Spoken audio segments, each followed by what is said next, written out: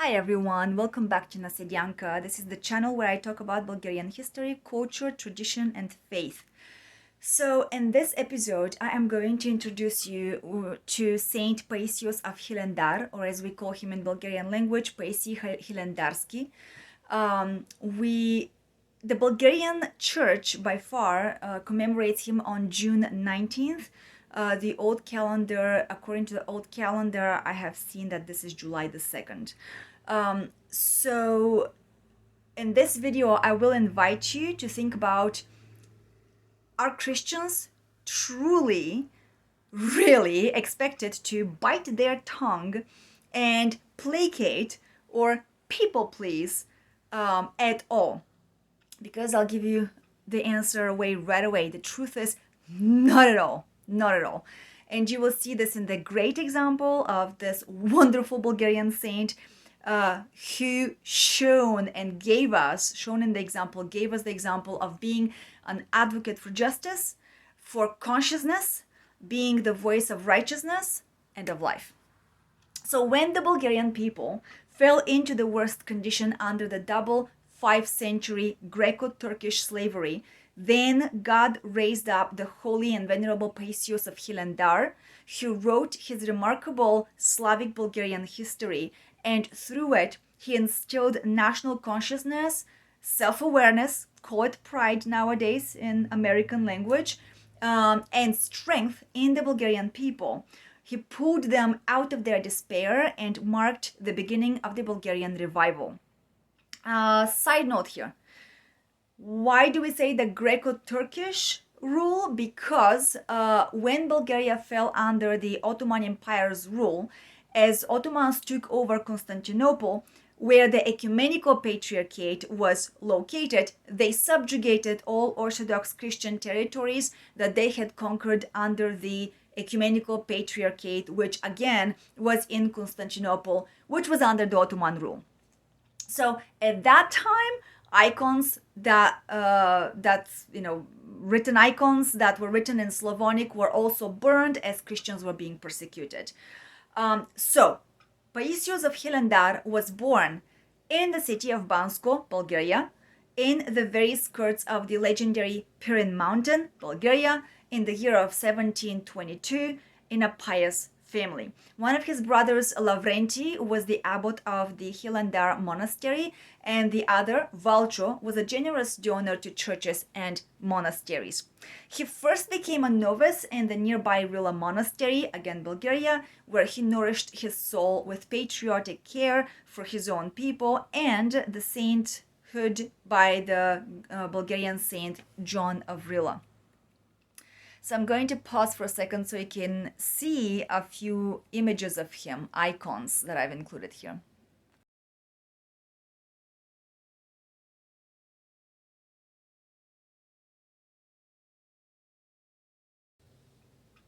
Okay, you guys just saw a few icons of Saint Paisios of Hilendar, the Bulgarian. So a little bit later, in the year of 1745, at the age of 23, he went to his brother Lavrenti at Hilendar and accepted monasticism there. In the monastery, he, Paisios, had the opportunity to be educated and to study better and to rise spiritually. So as a monastery messenger, which in Bulgarian language we call this taxidiot, he toured villages and towns to collect aid and attract pilgrims to the monastery. In this direct contact with the people, Paisios best saw the plight of the Bulgarian people under the Greek-Turkish slavery. In the Athos monasteries, he saw and he personally experienced the arrogant and contemptuous attitude of foreigners toward the Bulgarians, as those foreigners treated the Bulgarians as though they were simple and rude, as though they had no history, and so forth and so forth. Paisios, however, saw the pain, and he saw it with pain, the weakening despair of the Bulgarian people. And so he was deeply aggrieved and he became indignant at the apostasy of many Bulgarians who followed foreign customs and a foreign language and who hypocritically despised the pure Bulgarian manners, and their native language. And I say hypocritically here, including my own note here, because many of you who know me also know I despise hypocrisy, including the hypocrisy of Bulgarians who mock and ridicule Bulgaria without knowing her well enough. So then, a patriotic and pious zeal flared up in Saint Paisios of Hilendar, the fruit of which was his inspired Slavic Bulgarian history written in 1762 for the benefit of the Bulgarian people and for the glory of and praise of the Lord Jesus Christ. He received a pious home upbringing and he drew from the holiness of Saint John of Rila, Venerable Paisios. I wanted to give you a little bit of his background here so that you can also connect his upbringing in a richer kind of manner. So in addition to all that I mentioned, on Mount Athos, he found himself in an environment that was known for its many ascetics of piety who shone in grace, and especially such that were venerable martyrs, monks who died as martyrs for Christ at the hands of the Agarians. Agarians Karaka is what we say, the Ottomans. Even he himself, using modest words of monastic humility, hinted at his asceticism. So we learn from the writings that he suffered from a stomachache, which means that he overdid the fast. He also suffered from headaches, which means that he shortened his sleep to the extreme, which in other words means that he was very strict with himself. He was a pious Christian Orthodox. After he had written his story with great effort, he, likely truly equal to the apostles, set out to spread it all over the Bulgarian land so that it could be read and copied. In this way, Venerable Paisios ignited the fire of the Bulgarian national consciousness, enlightenment, and revival. Also, in this diligent activity as equal to the apostles and as a national awakener, he died unknown where. Perhaps he died as a martyr, or maybe perhaps he died being killed by the enemy. He could have also died broken by overwork. We don't know that. The day and year of his death are unknown, which is the reason why his memory is celebrated on his name's day, June 19th or July the 2nd, old calendar, when basically Venerable Paisios the Great is honored, or at least that's what the Bulgarian church is trying to match there. So this information comes from the Lives of the Saints, from the Synodal Publishing House of Sofia, Bulgaria. 1991 is the year when it was published, edited by Parthenius, Bishop of Levki, and Archimandrite Dr. Athanasius Bonchev. So with this, I'm going to pause and show you another picture here. There is a picture of his signature. This is the signature of Saint Paisios of Hilendar. Why not look at that?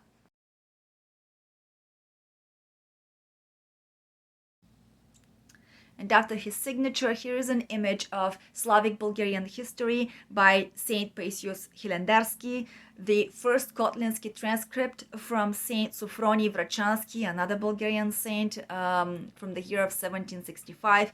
It is stored in the National Library that's called Saint Cyril and Methodius in Sofia, Bulgaria.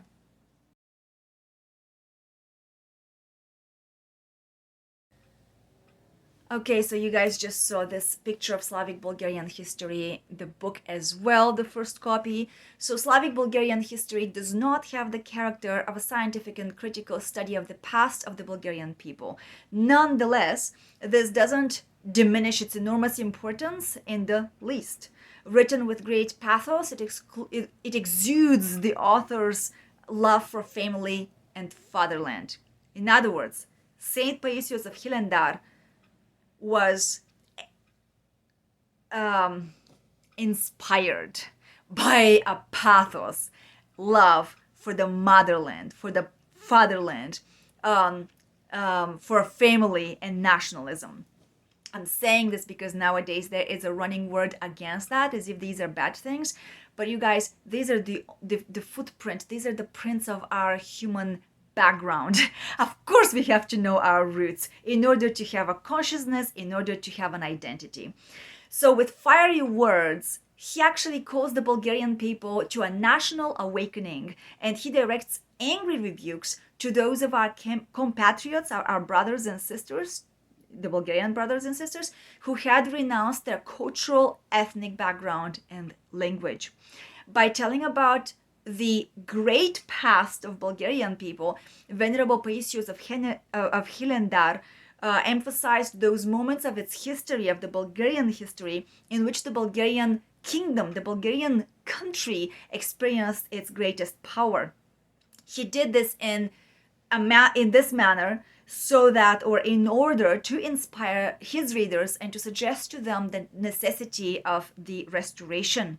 In this way, without directly calling for a revolutionary struggle, Saint Paisios actually raised the question of winning the national independence of the Bulgarian people. Along with this, he also called for the abolition of Greek ecclesiastical and educational influence, and in this way, he appeared to be the first advocate for ecclesiastical independence and educational freedom. Talk about having a voice and a stature as a Christian. This is the spirit of Orthodox Christianity in order to pursue justice, righteousness, and human rights. So, written in an accessible language on top of that, his story was read with great enthusiasm and copied in all corners of the Bulgarian lands. Proof of this is the numerous transcripts that are found so far. The activity of Saint Paisios Hilendarsky, or as we call him Hilendarsky, you guys would say of Hilendar, and many other traveling monastics, again working as taxidioti, bore fruit.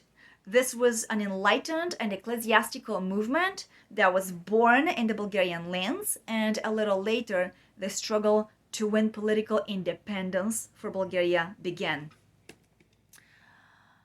So with this, I'm going to end here. I hope that you have a great rest of the day. Please, if you are Orthodox Christians, commemorate Saint Paisios of Hilendar in your prayers.